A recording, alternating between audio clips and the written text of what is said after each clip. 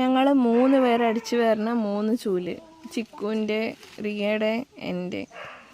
നമ്മുടെ ചെക്കനെ ഉണ്ടോ അവിടെ ഈ ഒരു ഭാഗത്ത് നല്ല തണുപ്പാണ് കേട്ടോ. അപ്പം ഞങ്ങളും ഇവിടെ തന്നെ വന്നിരിക്കുക. അതേപോലെ ഇതാ നമ്മുടെ ചെക്കന്, നമ്മുടെ ഇതാ പട്ടിക്കുട്ടി, നമ്മുടെ ചെക്കൻ നായ്ക്കുട്ടി.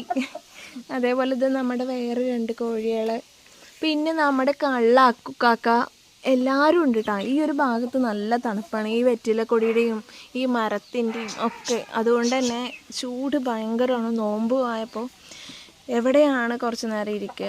ഇവിടെ ഈ ഒരു ഭാഗത്ത് മാത്രമാണ് എല്ലാവർക്കും ഉള്ള സ്ഥലം. അവന് നോക്ക് സൗണ്ട് ഇട്ടിട്ട് വന്ന് നിൽക്കുകയാണ് കേട്ടോ. അന്ന് നമ്മുടെ ചെക്കൻ്റെ വീഡിയോയിൽ കാണിച്ചപ്പോൾ കാല് വയ്യാന്ന് പറഞ്ഞപ്പോൾ കാലിൽ ആണി ഉണ്ടാന്ന് നോക്കാനൊക്കെ പറഞ്ഞിട്ടുണ്ടായിരുന്നില്ലേ? കാലിൽ ആണിയല്ല, അത് ആരോ തല്ലിയിട്ട് പറ്റിയ പരിക്കായിരുന്നു. ഇപ്പോൾ അവന് ശരിയായി, ഇപ്പോൾ അവൻ നടക്കാനൊക്കെ തുടങ്ങി. പിന്നെ അവൻ്റെ ബോഡി വെയിറ്റ് കൊണ്ട് തന്നെ എവിടെന്നെങ്കിലും താഴേക്ക് ചാടുകയൊക്കെ ചെയ്ത് കഴിഞ്ഞാൽ അവൻ്റെ കാല് വേദനിക്കുന്നുണ്ട്. അതൊഴിച്ചാൽ അവനിക്ക് വേറെ പ്രശ്നമൊന്നുമില്ല.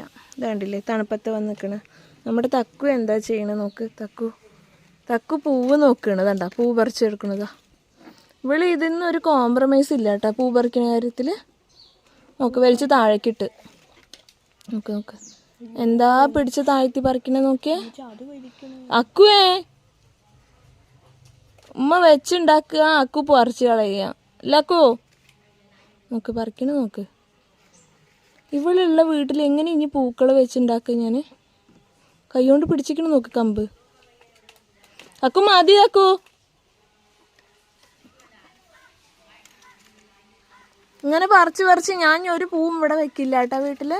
നമുക്ക് അടുത്തത് ഒരെണ്ണത്തിൻ്റെ കഴിഞ്ഞു, ഞാൻ അടുത്തത് അപ്പുറത്ത് നിങ്ങടെ വലിച്ചു നീട്ടി വെച്ചിട്ടുണ്ട്. തക്കുവിനെ തല്ലാനുള്ള വടി എടുത്ത് വെച്ചിക്കണം നോക്ക്. തക്കുവിനെ പേടിപ്പെടുത്തണ്ട കേട്ടോ. നോക്കണുണ്ട് അതേത് വായും തുറന്ന് നോക്കിയിരിക്കണം.